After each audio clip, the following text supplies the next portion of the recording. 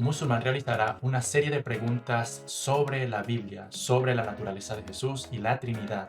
Y va a hacer una serie de preguntas acerca de versículos bíblicos a un apologista cristiano. Veamos qué le responde el apologista cristiano acerca de estas dos verdades centrales acerca de nuestra fe cristiana, como lo son la naturaleza de Cristo y la doctrina de la Trinidad. Realmente Veamos. admiro el hecho de que argumentes con la razón y los hechos. Bueno, mi pregunta era básicamente, en Juan 5, si lees del 19 en adelante, Jesús dice que él no puede, en realidad no puede hacer nada, y que, ya sabes, de donde quiera que venga su poder, del Padre. Y en Juan 5:30 de la mañana, dice, no puedo yo hacer nada por mí mismo, según oigo, así juzgo, porque mi juicio es justo, porque no busco mi voluntad, sino la voluntad del Padre. Y también, en Juan 17, dice que he completado la misión que Dios Padre le dio en esta tierra, y en ese momento no fue crucificado. En el Antiguo Testamento, Dios visitó a Abraham con dos ángeles, pero en forma humana, ¿cierto? Sí, en forma humana. ¿Era Dios Jesús en ese momento? Estaba en forma humana. ¿Vino como Jesús? Gran pregunta, gran serie de preguntas. Lo primero que quiero mencionar una vez más es que no soy teólogo, así que no me ocupo del Génesis en sí. Me ocupo del aspecto histórico de Jesús. Pero puedo mirar lo que dice el Génesis y no puedo estar seguro. ¿Esos tres ángeles son Jesús? ¿Uno de ellos es Jesús? No lo es. No podemos estar seguros. No se dice nada. Y no quiero decir que la Biblia diga algo que no dice porque eso es algo muy peligroso. Estoy tomando el Génesis por lo que dice al pie de la letra. ¿Son esos tres Dios? ¿Uno de ellos es Jesús? ¿Son los tres Jesús? ¿Son los tres Yahvé? ¿El Padre, el Hijo y el Espíritu Santo? No lo sé. No se dice claramente. Hola, solo quiero interrumpir un momento el video para darte las gracias por estar aquí en el canal e invitarte a que te suscribas si aún no lo has hecho. Deseo que cada video que comparta sea de edificación para la iglesia, te ayude a fortalecer tu fe, te ayude a recibir argumentos para la apologética protestante y así puedas seguir creciendo en la gracia y en el amor de nuestro Señor Jesucristo. Sin embargo, en lo que respecta al Evangelio de Juan, quiero animaros. El Corán y la Biblia no son el mismo libro, por supuesto, pero muchas veces nos acercamos a ellos de forma exogética, como si lo fueran. Sin embargo, los musulmanes y los cristianos se acercan al Corán y lo ejecutan como si fuera su propio libro, o se acercan a la Biblia exhalando como si fuera el Corán. Este es un problema. El Corán no se escribió como la Biblia. ¿Cómo se escribió? Mahoma recibía una revelación o algo así. Las fuentes islámicas dicen que, en general, unos 5 versículos a la vez, según el Hadís, los transmitía a sus escribas. Los escribas los escribían, y eso era una recitación, y luego otra y otra vez, y luego otra vez, y luego al final, y a veces era más largo al final. Todos ellos se recogían cuando él moría. Por lo tanto, es muy posible que una sección del Corán, un versículo, tenga muy poco que ver con el versículo siguiente, al menos a primera vista. Por eso existe toda la serie de hadices llamada Nasul, con la que estoy seguro de que estás familiarizado. Los hadices que dicen que este es el momento en que surgió este versículo del Corán. Esto es lo que significa, este es el momento en que surgió este versículo del Corán. Esto es lo que significa, ese es el Corán. De ahí es de donde sacan estas cosas del hadís Babul. Por lo tanto, necesitas el hadís para ejecutar el Corán, porque un versículo no se relaciona necesariamente con el siguiente. La Biblia no es así. En la Biblia, el Evangelio de Juan, Juan 1 en 1, se relaciona con Juan 21. Todo está relacionado. Por lo tanto, debes leer todo el libro antes de intentar desmenuzarlo y ejecutarlo. Y no digo que seleccionar lo que te interesa sea necesariamente una intención negativa. Es solo lo que ocurre cuando has ejecutado el Corán de esa manera durante tanto tiempo. Por lo tanto, tenemos que asegurarnos de que cuando leamos Juan 17, al que él hizo referencia, también leamos Juan 14, donde en Juan 14 Jesús dice, cuando yo me haya ido, todo lo que pidan en mi nombre, yo lo escucharé y lo haré por ustedes. Jesús está diciendo cuando yo me haya ido. Por lo tanto, él no está allí. Él puede escuchar las oraciones de las personas. Por lo tanto, tiene que ser omnisciente y lo hará por ustedes. Omnipotente allí mismo. El mismo discurso. No podemos divorciar las dos cosas. Es la misma discusión. De la misma manera, no podemos dejar de lado el capítulo 1 de Juan. Cuando Juan escribe su evangelio, espera que todo lo que leas allí se interprete a través de su introducción. La introducción del evangelio de Juan es de vital importancia. Por ejemplo, mi libro, que escribí, no sé a dónde fue a parar. Si no lees el prólogo, de ese libro, no vas a entender mucho. No vas a entender mucho. Tienes que leer el prólogo. Explica el resto. De la misma manera, Juan 1, versículo 1 al versículo 18, es el prólogo del evangelio de Juan. ¿Qué dice? Dice, en el principio era el verbo, y el verbo era con Dios, y el verbo era Dios. En el principio existía el verbo, y el verbo era con Dios. Así que tienes esto que es el verbo. Estaba con Dios y era Dios. Ya tienes la configuración para la Trinidad en Juan 1 en 1. Y luego dice que nada fue hecho en este mundo aparte de ese verbo. Eso significa que el verbo es en cierto sentido el creador. Juan te está diciendo desde el principio que, no importa lo que leas en el Evangelio de Juan, el verbo debe entenderse como el creador de este universo. Fue creado por medio de él. Y luego dice en el versículo 14, el verbo se hizo carne y habitó entre nosotros y contemplamos su gloria. Deja claro que este verbo es Jesús. Y en el versículo 18, si tienes una buena traducción de la Biblia, el versículo 18 deja claro que esta palabra es el Dios unigénito. Así es como se supone que debes leer el resto del Evangelio de Juan. Así que cualquier versículo que tomemos debe leerse bajo esa luz. Cualquier versículo que tomemos debe leerse bajo esa luz. Olvidé el resto de tu pregunta. Era Juan 5:30 de la mañana.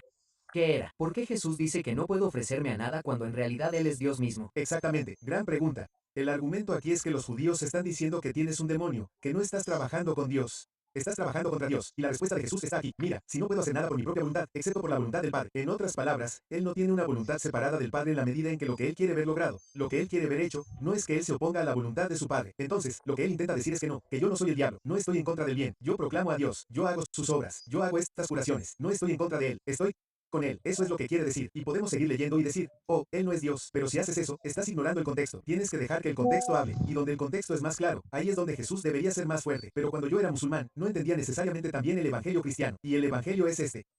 Esta es una historia asombrosa en la que Dios te conoce desde antes del principio de los tiempos y se da cuenta de que sabe muy bien que no importa cuánto lo intentes, no podrás liberarte del pecado. Pecarás. Y como Dios es perfectamente santo, no puede haber pecado en su presencia. Entonces, cuando se trata de después de la muerte, es una simple cuestión de puedes estar en su presencia o no, y si tienes algún pecado, por definición no puedes estar en la presencia de Dios porque Él no coexiste con el pecado. Por eso, según el mensaje del Evangelio, Dios tiene que sacrificarse por el pecado. Él tiene que eliminarlo todo. No hay nada que podamos hacer para presentarnos ante Dios sin pecado. Él tiene que limpiarnos de él. Por eso, el mensaje cristiano es que Dios nos ama tanto que, a pesar de nuestro pecado, seguirá amándonos.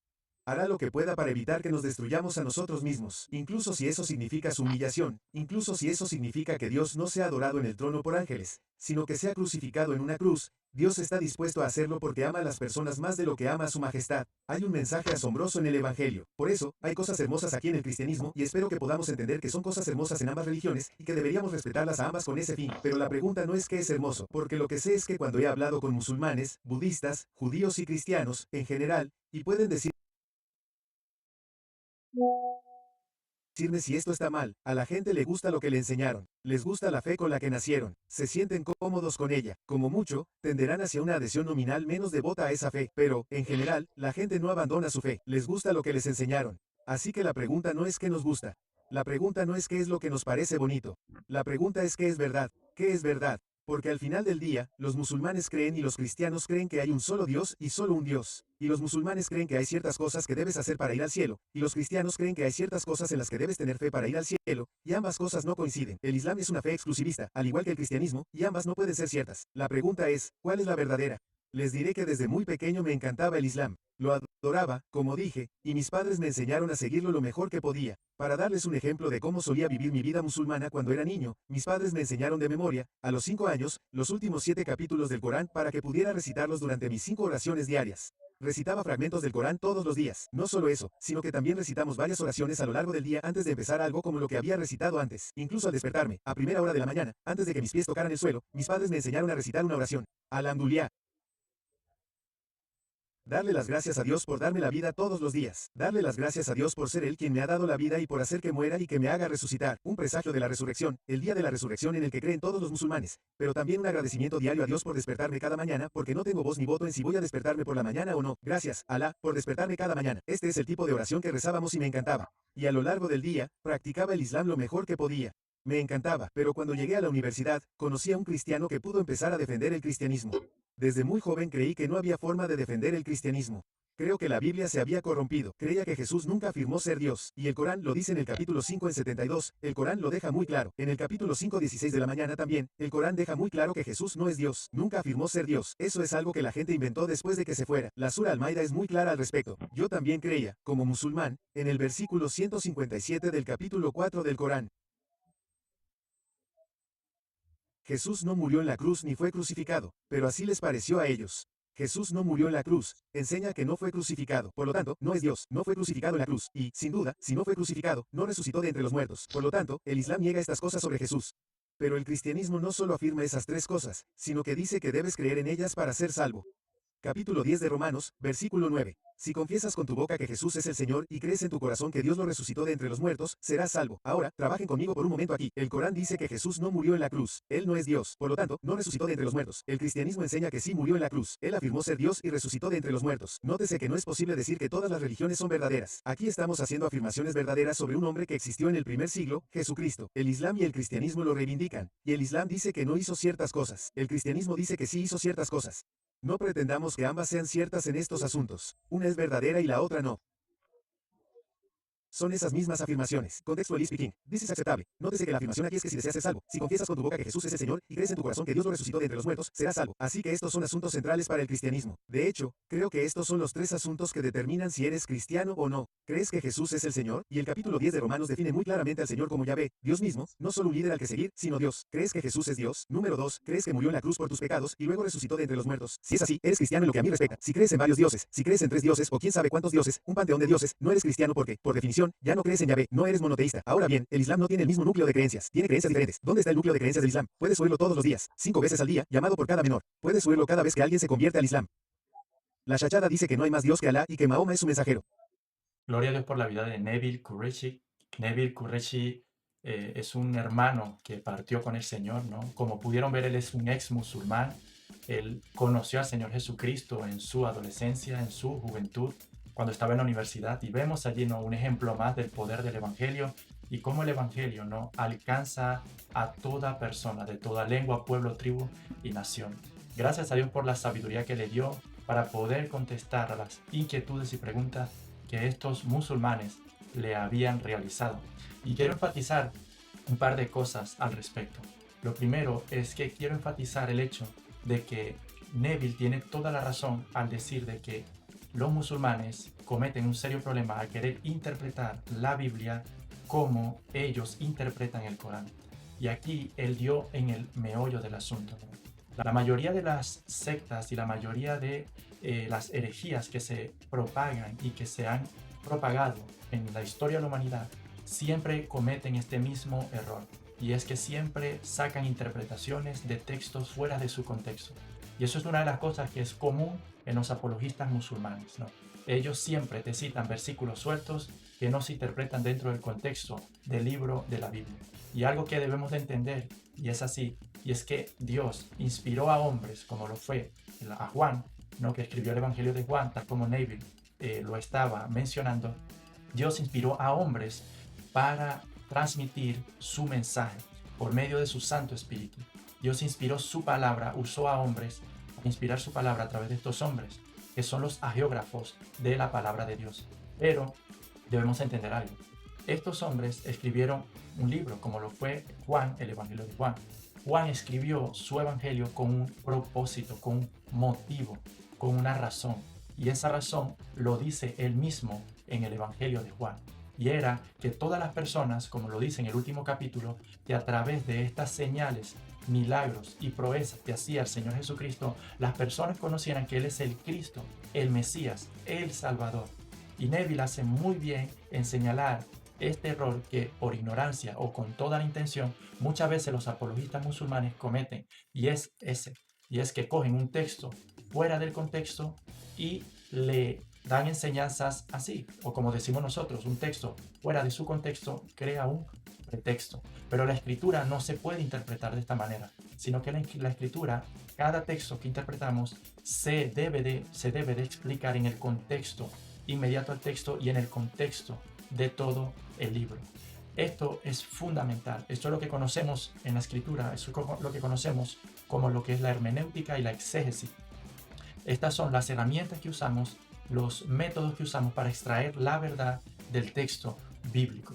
Entonces, por lo tanto, no podemos usar el Evangelio de Juan para decir que Jesucristo no es Dios con textos sueltos, cuando todo el Evangelio de Juan, el propósito que tiene en sí mismo es mostrarnos precisamente quién es Jesús, divino y hombre, quién es el Cristo, quién es el Mesías. Y vemos, tal cual como Neville lo señaló, Juan comienza enfatizando desde el capítulo 1, en el principio era el verbo y el verbo era Dios y el verbo estaba con Dios.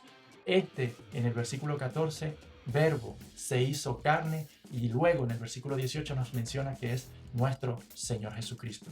Y esto es la regla que nosotros siempre consideramos y tomamos al respecto para poder interpretar un pasaje de las Sagradas Escrituras. Por lo tanto, cuando un texto en el Evangelio de Juan apunta o señala, por ejemplo, ¿no?, aspectos de la naturaleza humana de Cristo, no están allí para contradecir o para argumentar que Jesucristo no es Dios, no, sino que nosotros vemos a la luz de toda la revelación de la Escritura la gloriosa verdad de que el eterno Dios, Cristo, decidió encarnarse y tomar forma humana. Y estas dos verdades siempre van a estar en la palabra de Dios. Por eso, nosotros cuando hacemos teología no podemos poner a pelear un texto con otro texto. Es decir, la teología, cuando nosotros no usamos un texto y lo usamos para contradecir otro texto, ahí estamos cometiendo nosotros un serio error. No podemos usar de esa manera las Sagradas Escrituras. Y me encantó que Neville, y esto es lo último que quiero resaltar, cerró recordándonos el glorioso mensaje del Evangelio.